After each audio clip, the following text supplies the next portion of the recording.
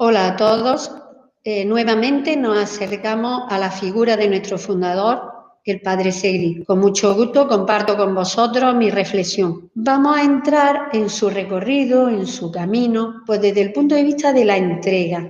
Cómo la vida del Padre Segri fue una vida entregada, fue una vida para los demás, para Dios principalmente y para los demás porque se sentía enviado. Me gusta o de alguna manera identifico la trayectoria de nuestro fundador principalmente con dos bienaventuranzas. Todos sabemos que el Padre Segri es bienaventurado, pertenece al mundo de los santos, todos estamos llamados a la santidad, pero el Padre Segri lo vivió de una manera extrema. Su camino, su vida, su entrega, yo la identifico principalmente con dos bienaventuranzas. La primera, dichosos los que tienen hambre y sed de la justicia. Y la segunda, dichosos los perseguidos por causa de la justicia. La bienaventuranza se refiere, y en este caso con respecto al Padre Segri, se refiere a la entrega, a la caridad, a esa vida puesta al servicio de Dios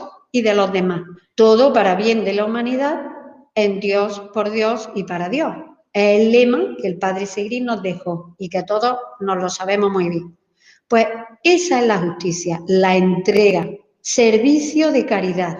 ¿Cómo lo vive? Un primer momento, que es el de los que tienen hambre y sed de la justicia, corresponde a esa etapa del Padre Segri en el que vive como compromiso, como misión viva y activa, totalmente inmerso en la labor, no solamente como sacerdote, profesor, sino principalmente como fundador, y veremos que logra bastantes y buenos resultados. Es decir, son los años de actividad plena. Y dichosos los perseguidos por causa de la justicia es otra forma de vivir la entrega. Y el Padre Segri sí que lo vivió así. El Padre Segri vivió la entrega no solo desde ese compromiso activo, sino otro tipo de compromiso más escondido, en una etapa de ocultamiento. La vida le ocultó, la vida lo arrinconó, porque fue perseguido. Bueno, pues la etapa más importante y más fructífera del Padre Segri no fue precisamente aquella etapa de actividad plena. Vamos a ver que es una persona con un bagaje extraordinario, es una persona que desde que nace y en la medida que va creciendo, vemos que tiene grandes valores, grandes cualidades, enormes capacidades y las pone al servicio. Eso es lo bueno, las pone al servicio. Y claro, vemos que el Padre Segri, precisamente por ser una persona con grandes valores y cualidades, puede sentirse tentado al estilo de Jesús. Un momento diferente de su primera etapa, de esa primera etapa de misión viva y activa. 1878 va a ser el año en que funda la congregación, cuando él siente esa vocación de fundador. Y desde 1831, que es cuando nace, hasta ese año, pues vemos que su vida transcurre más o menos con normalidad, pero con unas características propias que son las que vamos a ver ahora. Las imágenes que tenemos, las fotografías, nos ayudan a situarnos. Todos sabéis que el Padre Segri nació en Granada el 11 de octubre de 1831. Al día siguiente fue bautizado. Y tenemos en la esquina superior derecha la iglesia de Santa Ana que representa su bautismo. A la izquierda tenemos el Colegio Mayor San Bartolomé y Santiago, donde estudió y también donde trabajó como profesor. La familia del Padre Segri podemos decir que tenía una posición social acomodada desde un punto de vista económico y social. Era una familia cristiana que favoreció la educación en estos valores a todos sus hijos, y el Padre Segri lo recibe en primer lugar de la familia, de la escuela donde estudió, precisamente en el Colegio Mayor San Bartolomé y Santiago. Una posición social, como digo, favorable, y desde el punto de vista cultural también, una familia culta. En ese contexto, el Padre Segri vive su infancia, una infancia más o menos tranquila, sin grandes sufrimientos, sin grandes dificultades. En su estudio avanzaba como un niño bastante responsable, estudioso, inteligente, tenía unas notas, unas calificaciones bastante altas, un expediente extraordinario, pero no fue, como siempre digo, un alumno pedante. Fue un alumno sociable, que le ayudaba a sus compañeros, que lo que tenía era para los demás y su éxito no le convirtieron en una persona soberbia. Si el padre Segri hubiera sido una persona soberbia, verdaderamente no hubiera dado la respuesta que dio en esa segunda etapa de su vida tan importante. Su juventud descubre la vocación sacerdotal, porque para ser sacerdote todos sabéis que hay que estudiar teología, ¿no? Por eso aquí encontramos a nuestro padre Segri con un gran bagaje cultural. Las fotografías que tenemos aquí o nos acercan a los lugares donde el padre Segri ejerció su ministerio sacerdotal. Pero llegó un momento en que el obispo de Málaga le pidió al arzobispo de Granada, requirió que el padre Segri pasara a su diócesis. Y en 1869 el padre Segri pasa a la diócesis de Málaga y el obispo le otorga el cargo de vicario general de la diócesis. Es decir, el padre Segri va subiendo, ascendiendo en los cargos. De ser un párroco pasa a ser vicario general de la capital, de la diócesis de Málaga, y ejerce su labor allí en el cabildo catedralicio. No solamente por la inteligencia y por la cultura, sino que era un hombre con grandes ideales y valores evangélicos, que se lo otorgó la familia y también, como he dicho antes, en el colegio. Esa buena posición social, por tanto, él tiene una serie de valores, capacidades y cualidades bastante buenos y bastante ricos para ofrecer al mundo, para servir al mundo, para vivir su entrega ofreciendo sus manos llenas. Él no tenía ninguna necesidad de dejar todo eso. Sin embargo, siente una vocación especial, una vocación para la entrega. El primer momento va a ser la vocación sacerdotal, optar precisamente por ese camino, porque él lo ve, lo considera como un camino adecuado para él, pero él sigue asumiendo cargos y asumiendo responsabilidades. Pues que aparece o puede aparecer la tentación. Puede aparecer la tentación de la gloria. El padre Segri es tentado como fue tentado Jesús, porque lo tenía todo. Sin embargo, Jesús aceptó los acontecimientos tal y como vinieron. Y al final su mesianismo no lo vivió desde la gloria humana, sino que lo vivió desde la cruz. Y al padre Segri le pasó exactamente igual. Por eso, de vez en cuando, la vida, para situarnos en nuestra verdad, permite que pasemos determinadas pruebas. La prueba es la que nos sitúa en nuestra verdad de criaturas, no de seres superiores. Eso mismo le ocurrió al padre Segri. Y estamos, lógicamente, en el año 1878, que es cuando siente la vocación para fundar. Pertenece a la primera bienaventuranza. El padre Segri, impactado por el sufrimiento humano, que descubre el carisma y la misión. O sea, la inspiración como fundador se deja impactar por el sufrimiento humano, descubre el valor de nuestro carisma, el carisma que el Espíritu le está de alguna manera mostrando e interiorizando, el Espíritu Santo y María de la Merced. Y descubre la necesidad de la misión mercedaria. Y hablo de misión mercedaria porque a partir de ese momento comenzará la historia de la congregación y de la misión mercedaria de la caridad. Ahí es cuando él empieza el proyecto como fundador y él sigue consiguiendo grandes logros. O sea, no solamente cuando era estudiante y no solamente como sacerdote, sino también como fundador. Va a conseguir grandes logros. Entra en el misterio del carisma tomando conciencia y dejándose golpear por el sufrimiento. Se siente impactado por el sufrimiento humano. Aquí tenemos unas palabras del padre Segri muy importantes que nos vayan sonando a los que no las conocemos. La caridad es la única solución al problema social de todos los tiempos.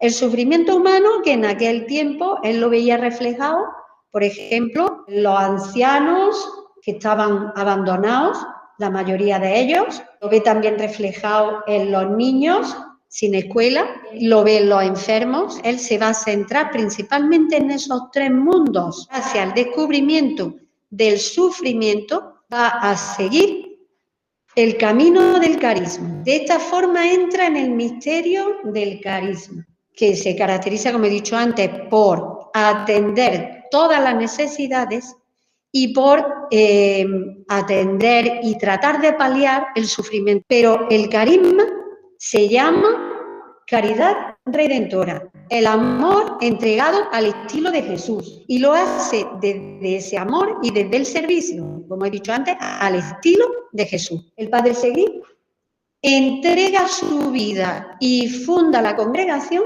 con el fin de liberar cualquier situación que atrape al ser humano y nos permita crecer. Y la misión mercedaria lo que va a hacer es tratar de conducir a la persona hacia su más alta dignidad. El Padre Segrí, que capta el dolor, que entiende que solo el amor es la solución a todos los problemas y decide desprenderse de privilegios, como son los cargos. O sea, cuando él descubre su vocación sacerdotal, renuncia a su vida acomodada, a la posición que tenía antes. Cuando descubre el carisma y cuando descubre la necesidad de fundar, cuando se siente inspirado, renuncia a otra serie de privilegios, todos los cargos que estaba asumiendo hasta el momento, y se dedica sola y exclusivamente a la congregación. Y lo hace, como hemos visto antes, a través de un servicio de caridad hacia los más pobres. El carisma del Padre Segrí, el matiz, atender a los más necesitados. Vemos que de alguna forma en los inicios de la congregación ya se vislumbra la cruz porque pasa ciertas dificultades,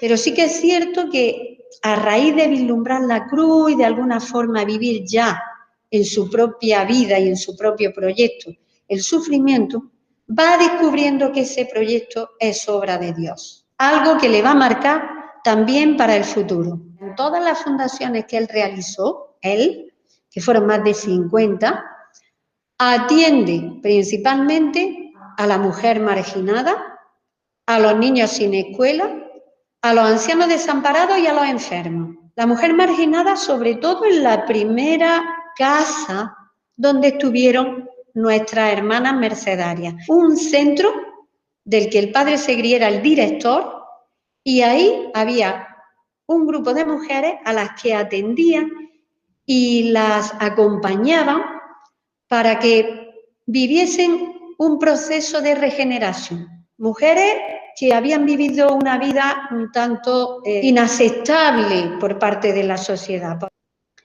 Antes he dicho que el Padre Segrí funda más de 50 casas, comunidades, etcétera, en más de 50 establecimientos de caridad, que así es como se llamaba. Y podemos afirmar que en la historia ha habido alrededor de 400 fundaciones a lo largo de toda la historia congregacional. 400, alrededor, como digo, de 400 fundaciones en 143 años. Estoy hablando en el momento actual del año 2021. Miles de hermanas, miles de personas atendidas, miles de laicos y múltiples países pertenecen a la historia congregacional. Y todos siguiendo estas palabras del Padre Segrí que tenemos aquí.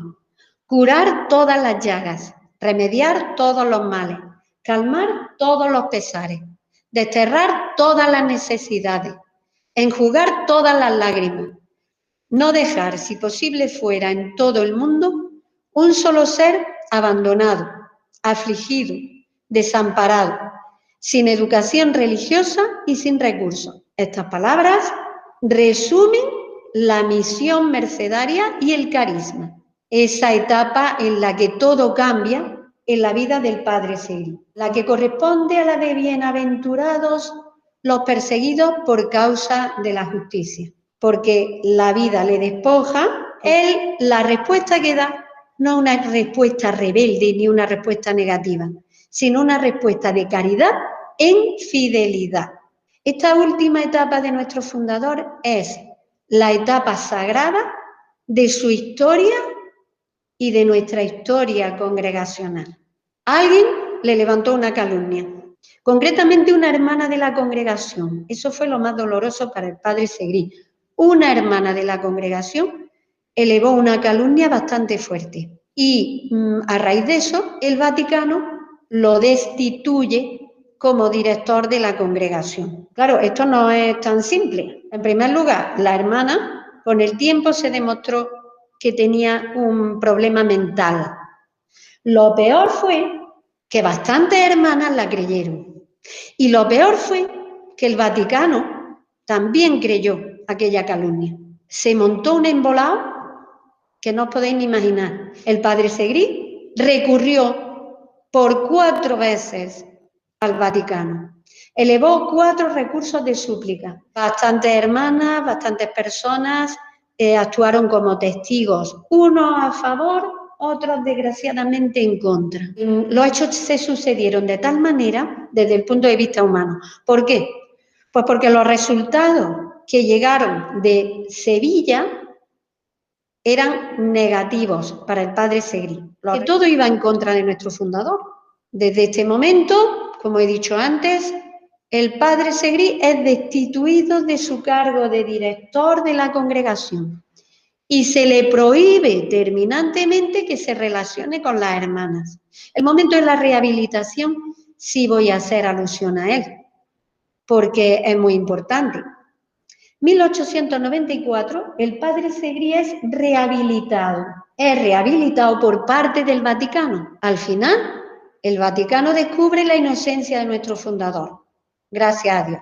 ¿Y qué ocurre? O sea, el padre Segrí lo rehabilita, nuestro fundador vuelve a ponerse en contacto con las hermanas y el día 24 de septiembre de 1894 tuvo la cumplidísima satisfacción de celebrar la Eucaristía con las hermanas en la Casa General y poder reunirse con ellas. Él pensaba que a partir de ese momento ya comenzaba una nueva etapa. Él era fundador y eso nadie se lo podía quitar. Sí le podían quitar la dirección de la congregación, pero él pensaba que desde ese momento él iba a seguir igual que antes y por eso se reunió con las hermanas. No se imaginaba que al año siguiente, 1895, el arzobispo de Granada, que en ese momento estaba actuando como director de la congregación, le iba a prohibir de nuevo que se relacionara con la congregación. Cuando el Vaticano, el Papa, lo había rehabilitado, el arzobispo le prohíbe que siga en contacto con la congregación. El padre Segrí ya estaba cansado, se encontraba incluso enfermo, había sido un proceso bastante agotador y entonces decide obedecer. En vez de seguir recurriendo, decide obedecer. En ese momento, él descubre que su obra no era suya, era de Dios. Y desde el momento en que él descubre que esa obra, que es la congregación, no es suya, sino de Dios, se abandona totalmente en sus manos y se retira a Málaga, a su casa de la calle Santa María, número 13, y estuvo los 10 últimos años de su vida, pues ejerciendo simplemente como sacerdote y leyendo vidas de santos, confesando, celebrando la Eucaristía. Tuvo que renunciar a todo y la última renuncia fue el día que se estaba muriendo, cuando su director espiritual le dice que si quiere ver a alguna hermana de la congregación, los últimos 10 años no se había podido relacionar con ellas, y él dice, fijaos si él tendría deseos de ver a una hermana y poder de alguna forma transmitirle su último pensamiento, su último sentimiento, y él dice, ofrezco este sacrificio en bien de la congregación. De nuevo, renuncia. Fijaos que toda la trayectoria del padre Segrí es una renuncia tras otra, incluso el despojo. No solamente él renuncia voluntariamente, sino que la vida le despoja. Y esta es la última renuncia. La vida del padre Segrí es una vida entregada hasta el extremo, como la vida de Jesús, de la gloria humana a la gloria de Dios. La vida le da la espalda porque es injustamente calumniado y a partir de esa calumnia se convierte en un marginado, en un rechazado. Pasa a formar parte de aquellos por los que él mismo ha entregado la vida. Pasa a formar parte de los últimos de la sociedad. Su dignidad le fue arrebatada. Y entonces descubre ese amor mayor desde un interior herido. Él que había luchado por la redención, vemos que es aplastado por la injusticia. El momento de mayor identificación con los pobres y con Jesús.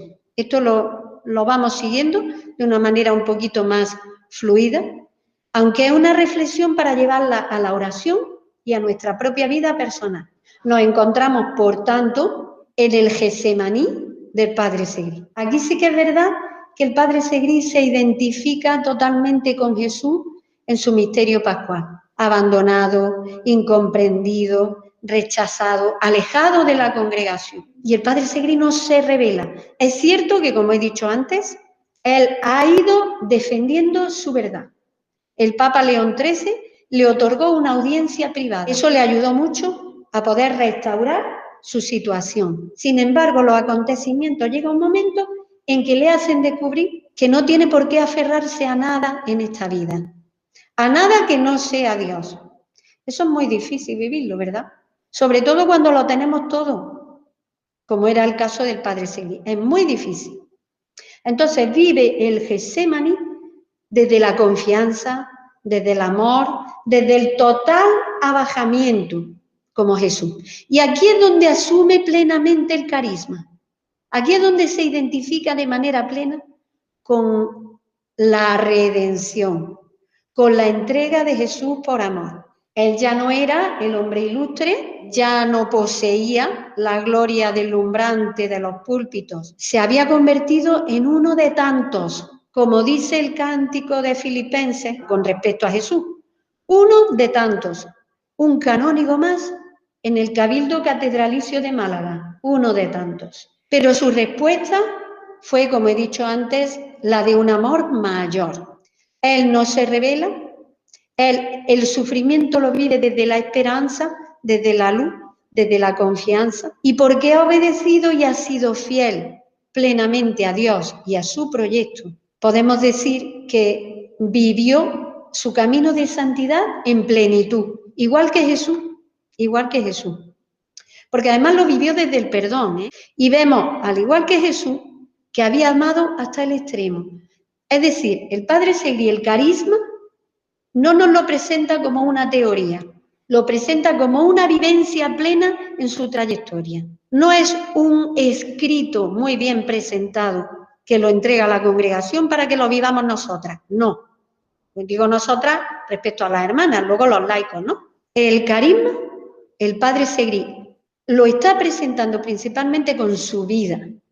En esa primera etapa bienaventurada de entrega a los más pobres a través de la misión, y en esa etapa bienaventurada de ocultamiento, de incomprensión, de rechazo, pero que el padre Segrí lo vive desde la fidelidad, la confianza y, por supuesto, el amor hasta el extremo. Ahí encontramos la vida del padre Segrí, que es un verdadero libro abierto para nuestra historia congregacional y para nuestra historia de misión.